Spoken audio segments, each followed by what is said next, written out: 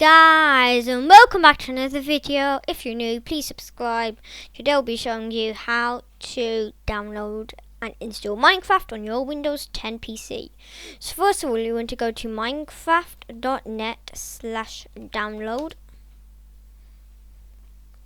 It'll come up as this. You must create an account, but you don't actually have to pay for it. You can run it on a free trial. Anyway, just want to download it for Windows here. And yeah, let's just open file. Also, for some reason I just installed Java. We don't need it, but... And let's just go to the Minecraft launcher setup wizard. I'm just going to leave everything as a default.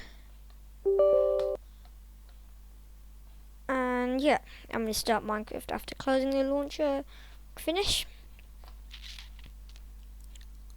And yeah, now you have to wait.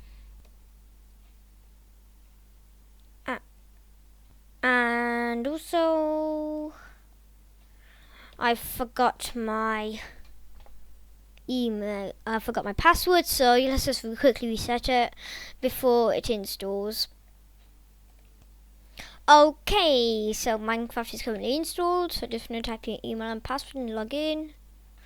You can continue without login, but I don't really recommend that, so yeah, I'm just going to fill this out real quick. And boom, just like that, we have installed Minecraft. You can go on the latest snapshot or the latest release. It's going to take some time to download, or you can just have a new installation. Change the releases, or if you want to install a new client, it will come up here in here.